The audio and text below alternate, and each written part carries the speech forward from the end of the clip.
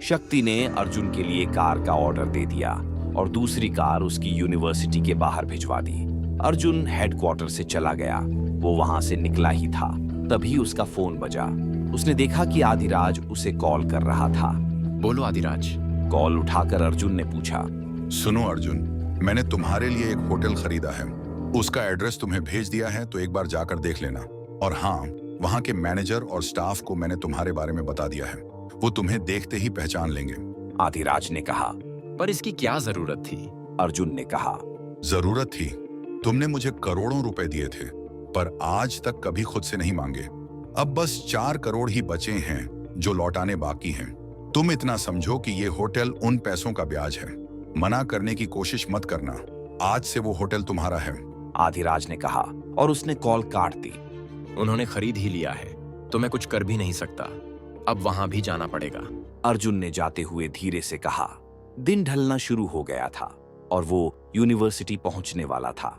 लेकिन यहाँ दोपहर के समय यूनिवर्सिटी की सेकंड ब्रांच में कुछ अजीब हुआ, जिसके बारे में अभी ज्यादा लोगों को बताया नहीं गया था।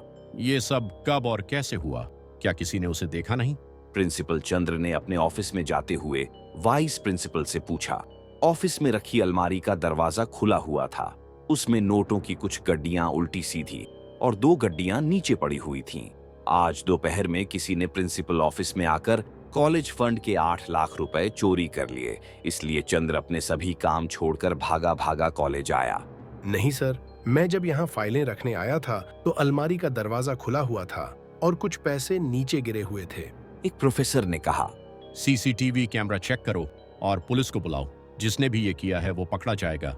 मैं आदिराज जी को भी इसकी खबर कर देता हूँ। चंद्र ने कहा। ठीक है, जिसने भी ये किया है वो पकड़ा जाए तो बता देना, मैं आ जाऊंगा। आदिराज ने कहा। चंद्र ने उसे कॉल करके सब कुछ बता दिया और जब सीसीटीवी कैमरा चेक किए गए तो उसमें एक लड़का पैसे चुराते हुए दिख रहा था, पर काले कपड़े से ढके होने की वजह से उसका चेहरा तो नहीं, लेकिन उसके हाथ पर बंधा नीले रंग का ब्रेसलेट जिस पर छोटा सा एस बना था, वो साफ साफ दिखाई पड़ रहा था।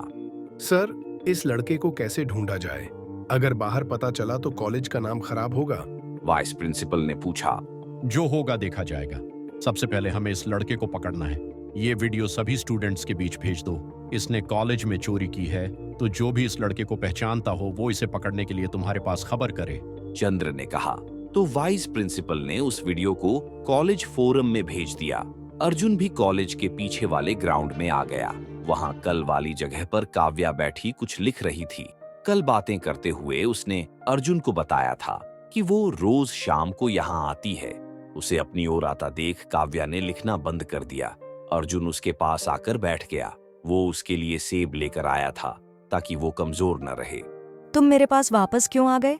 मैंने तो शायद तुम्हें मना किया था। काव्या ने पूछा तो अर्जुन सेब खाते हुए बोला। ये लो, पहले सेब खाओ। और नितिन और चेतन से मुझे कोई खतरा नहीं है, तो अब तुम उन सबको भूल जाओ। वो इसलिए क्योंकि मिस्टर कमांडर ने सही समय पर आकर तुम्हारी मदद कर दी थी। अगर वो नहीं होते तो पता नहीं क्या होता। सुबह मैं तुम्हारे लिए कितना डर रही थी। तुम्हें इससे क्या फर्क पड़ता है? काव्या ने कहा। लेकिन तुम मेरे लिए क्यों डर रही थी? अर्जुन ने उसकी आंखों में देखते हुए पूछा। मैं नहीं चाहती कि तुम्हें कुछ हो, क्योंकि मैं तुम्हें पसंद करती हूँ। काव्या ने शर्माते हुए कहा। वो चुपचाप दूसरी ओर देखकर अर्जुन के लाए सेब में से एक खाने लगी।